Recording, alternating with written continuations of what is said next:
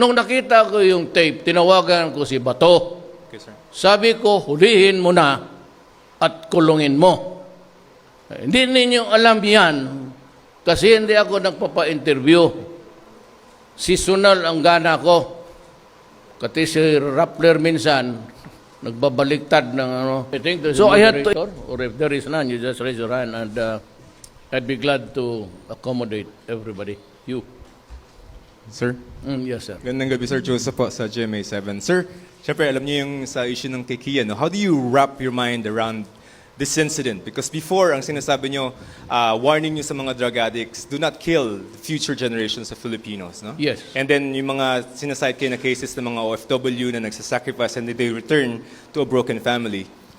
Kian is a perfect example of a person yung inaalagaan ng magulang and then allegedly pinatay ng mga rogue police. But how do you wrap your head around this incident first? I am the head of government and I am the chief of all police and the commander-in-chief of the armed forces. You know, there was this incident, nakita ko sa TV, and it was really worth commenting on, but I refrained. Why? Because naunahan ako ni Aguirre and the decision of the Justice Department, hindi mo ma-question. The President is not allowed to do that. That would be unethical and illegal. When the Secretary of Justice ordered the NBI to investigate, the most prudent thing for me to do is to shut up and wait for the result of the investigation. I saw the tape or tapes doon sa TV, and I agreed that there should be an investigation. Should the investigation point to liabilities by one, two, or all, there will be a prosecution, and they have to go to jail if convicted. That I can assure you, that there will be no luto-luto dyan sa ano, because I really do not interfere. Pag may kasalanan ka, you know, my orders to the police is this: go out and destroy the apparatus of the drug organizations. And there are a lot of them. Kasi kung isahin mo lang, ang distributor lang ang runner, tapos yung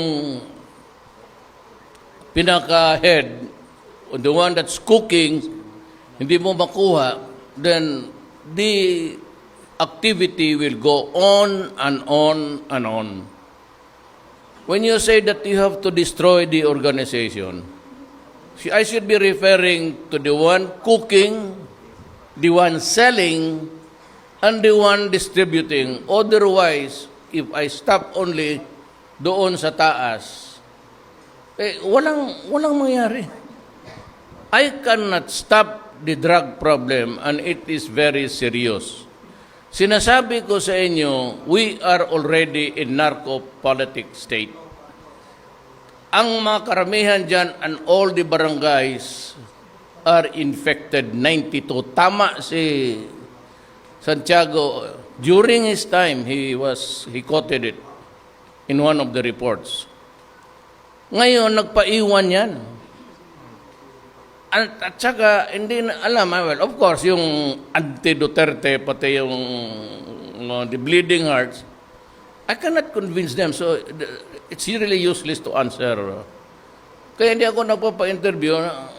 Wala, they would insist on innocente yan. But, you know, let us wait for the investigation. And if the investigation points out liabilities, criminal liabilities, I will order the prosecution to the fullest, to the extent of the law, to the full extent of the law. Yan ang mag-garantiya ko sa inyo.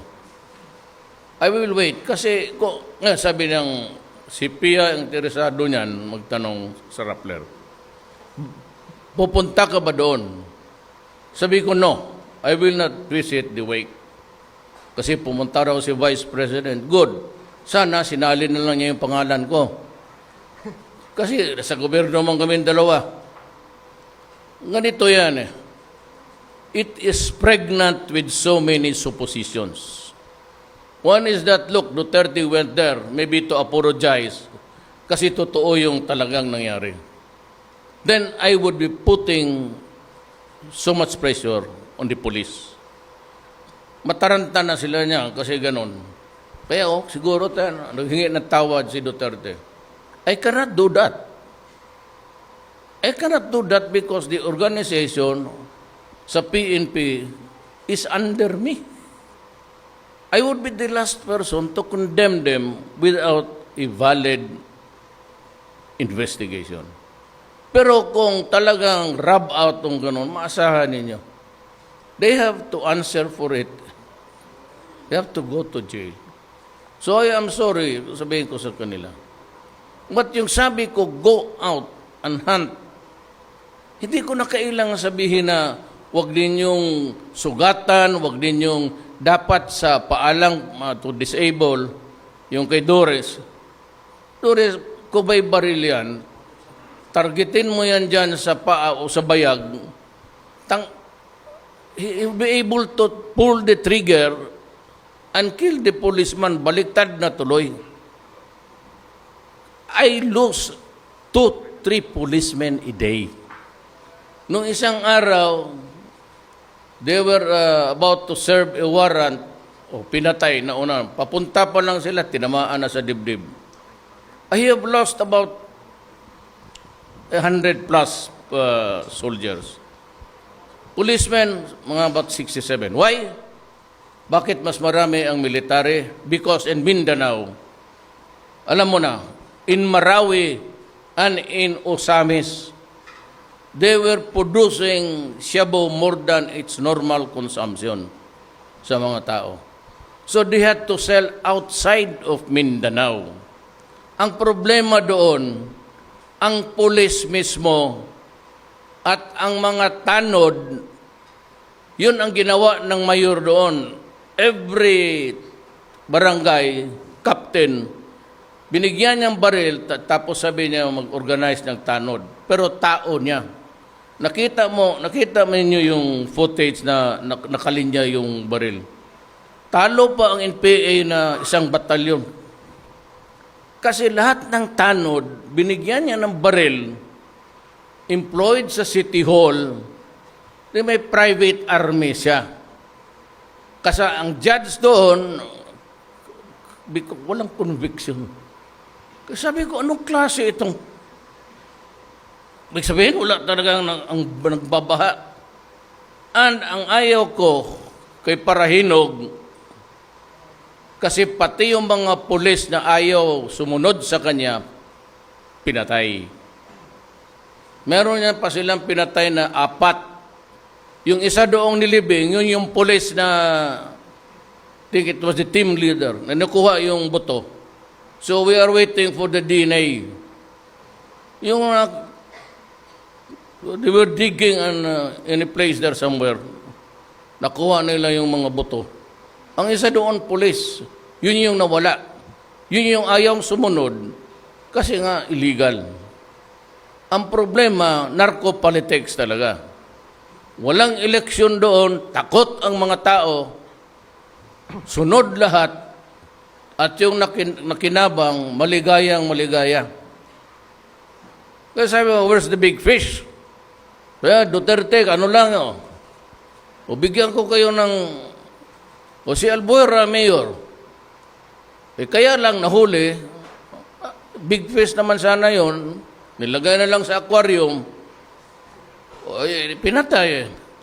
So outside of yung patayan, he was a big fish. He was the producer of shabu on the western side ng Cebu, western side.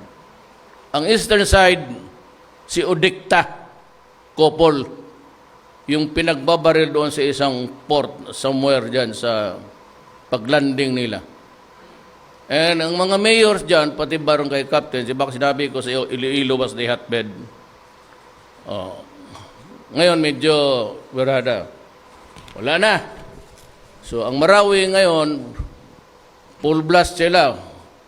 Tapos dito naman, yung mga vessels, foreign vessels, flying the international routes, are producing shabu on board, then place them in plastic cans and just jettisoned it outside with the GPS. So yung mga dito, I'm sorry to say this, but mga Chinese, nilagyan na yung mga GPS, tapos yung mga tao nila, kukunin yung, may GPS eh. So kita ang pasok ng shabu. Now I said noong mayor ako, ang template ko kasi Davao. And I was expecting that this government was really working. Ang pagtingin ko sa customs, except for yung mga palusot na yung taratara tawag nila, I did not expect that itong Bureau of Customs na ahensya ko was also importing drugs. Kaya paano kung matapos yung 6 months to 1 year, even if you give me the whole term, hindi ko matapos yan. Pati yung customs ko na inaasahan ko, nagpapalusot ng droga. O saan pupunta ang Pilipino? Tapos the only problem is sabihin nila, barbaric daw. Hindi naman na tinitignan yung anong trabaho. Magtanong muna kayo, ano yung trabaho ng pinatay? At sino ang pumatay? Or either way, sino ang pumatay? Bakit niya pinatay? That should be it. Hindi yung sino yung biktima, mahirap ito, anak lang ito ng, you know, Sir? ang buhay, the world is turning, planet Earth. It will not wait for you na sabihin mo, kasi anak lang ako ng hold-upper, anak lang ako ng puta, ganon ang buhay namin. Mahirap yan. Sir, picking up on your point, sir, do you have any information about what the police has already officially told you about the case as far as Kian's case is concerned? Ano po yung info na nakarating sa inyo? Nung nakita ko yung tape, tinawagan ko si Bato. Okay, sir. Sabi ko, hulihin mo na at kulungin mo. Hindi ninyo alam yan kasi hindi ako nagpapa-interview. Seasonal ang gana ko. Kasi si Rappler minsan, nagbabaliktad ng ano. So I had to explain kanina the role of the police and the gangster. Ganito yan eh. Police ito, gangster. If there is a confrontation, the duty of the criminal or ang dapat gawin niya is to surrender. Ang police naman is to arrest, take the criminal into custody, and if there is resistance, to overcome the resistance. That is the law. You have to overcome. Otherwise, you cannot bring him to the police station to start the investigation. So in other words, kung lumaban, you have to neutralize him. I never ordered also to the police to commit suicide. Mahirap yan. That's one. Kaya nang nangyari, hindi naiintindihan that the police is supposed to arrest and take custody of the criminal. Ikaw yung criminal, you have a duty to surrender. And kaya, because ang duty nito, hindi lang ganon. Sir? You have to overcome. Talin mo sa istasyon. Sir, does that mean that the police action on the incident, on Kian, is justified? Why is it justified? No. Because the story is yet unfolding. And Aguirre, in a moment sabi niya, investigate. Yan yung may departamento. Ang presidente hindi pwedeng makialam dyan. Kung sabihin ko kay Bit na ganon na, wag yan, that would be an obstruction of justice. And you can get impeached. Impeachable offense yan. Kaya hindi ko talaga sabihin ko doon sa SW na, wag mong ibigay ang pera dyan sa dito mo ibigay. Cannot do that. Dito ako sa taas. Ngayon, kung pagkatapos, you need the approval, if it's money, then I approve it. Pero hindi ako pwedeng makialam dyan sa, hindi pwede talaga. That's bawal. Thank you, Joseph Morong. Next question, Trisha Macas. Are you GMA satisfied? News Online. Sige, oh. So we're good until Sir, short 2 lang o'clock in the naman, short morning. lang. Sir, okay. Would you agree, sir, that there may be, in the number of operations that the police had, that there were some abuses by the police? And if so, sir, why do you think that Cannot be it can denied. happen? Yes, sir. And hindi lahat, a lot of them are already facing charges in court. Hindi mo mapigilan yan. Because kung hindi dito sa fiscal, diskumpiyado ka, you can always go to the ombudsman. The ombudsman is a constitutional body and nobody can... Hindi ka pwedeng pumasok dyan. Ombudsman is kagaya ng COA, ombudsman, human rights. Ang presidente walang ano dyan. They can always say no to you and maybe say that do not do it because you can go to prison. Thank you, Joseph. Pero gusto ko lang malaman ng tao itong interplay. Kaya sinabi ko, if you are a criminal, surrender. If you are asked to surrender, drop your weapon. Because pagka nagkabarila na, pag pumutok yung pulis at maraming tinamaan sa bala niya, he is not criminally liable. I'm telling you now in public, and you can ask any lawyer, the liability becomes a government obligation to pay civil damages. Depende sa tao kung sinong nakapatay. Pagka pulis, hawak-hawak niyan M16 brrrr. So, spools out a lot of ammunition. Pag tinamaan yung 6 doong patay, tinamaan niya yung criminal, in the performance of duty, wala tayong magawa. Pero pag ang criminal, magbaril niya ng pulis, tapos tinamaan niya yung mga tao, he is liable for the death of the police and yung collateral damage ng mga tao. What is the difference? The difference is that you are in the performance of duty. So, excusable yung collateral damage mo. Pero ang criminal, because you are a criminal, pinatay mo yung pulis at ang napatay mo, iyo yan. Karga sa iyo yan. That is the rule. Problem is, hindi man tinatao na may criminal dito, the obligation or the duty of the police is to confront and overcome the resistance, if it need be, patayin ka para madala ka sa estasyon. That is how these things operate in our country. Next question, Trisha Macas. And I GMA am News. lecturing you about criminal law. Bantayan lang ninyo because then, if this country, I said, will go to the dogs, you will remember me.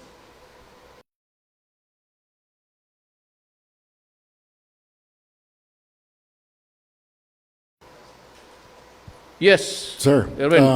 Mr. President, do you agree because some of our netizens, yung mga tao, they're thinking na masyadong pinalaki na itong issue ni Kian naging of national interest.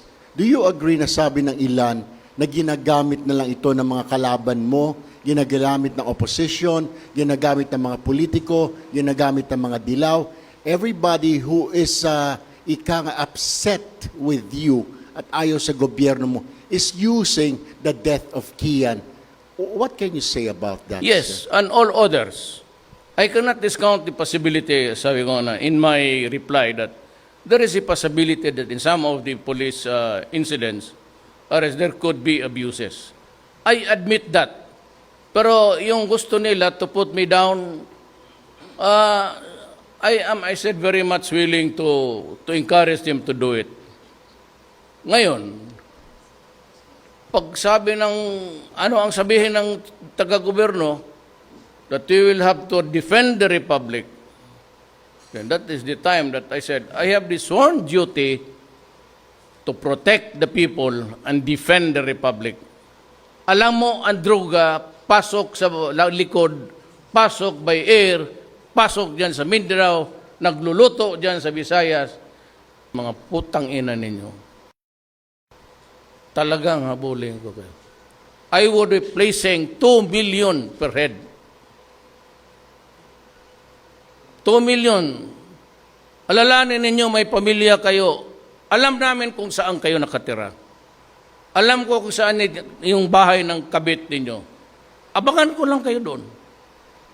Or I will tell them, get them. 2 million.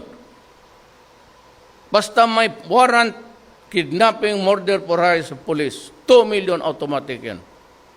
Who pays? The people of the Republic of the Philippines. Where do I get it? Intelligence fund. 2 million, marami akong 2 million. Sir, one last question. Do you have any message doon po sa mga nagda-doubt sa inyong administrasyon, doon po sa kontra, yung alam na ho natin, mga dilawan, mga human rights, and all this politicos on the other side. Okay. What is your message, sir? Ganito yan, my message to the people of the Philippines. I am not as brilliant as the American President Lincoln. But that guy was responsible for the abolition of slavery. It was a very noble task and he succeeded. Meron siyang phrase na gustong-gusto ko, the equivalent of that in my religion is the Ecclesiastes 3. There is a time for everything. There's always a time to be president and a time for you to fall, if that is what God wants. Ito naman kay Lincoln, he said, if I were to try to read, much less answer all attacks on me, this shop, the office of the president, might as well be closed for any other business. I do the very best I know how, the very best I can, and I mean to keep doing so until the end. If the end brings me out all right, what is said against me won't amount to anything. But if the end brings me out wrong, 10 angels of God swearing I am right would make no difference. So I cannot answer everybody. Basta gawin ko lang ang ginawa ko. If this country will go to the dogs, then remember me. Pagka nawala ako tapos ganito ang sitwasyon, then remember me. Remember my warning that I have to do this because I have to protect the people. Wala yung konstitusyon. I, Rodrigo Duterte, insert this. I swear to protect the people and defend the Republic of the Philippines. Sir, one Kung yung last... gustong sumunod sa akin ng militar, sumunod kayo. Kung ayaw ninyo, di sabihin ninyo. Then maybe you can do better. O pag namatay ako,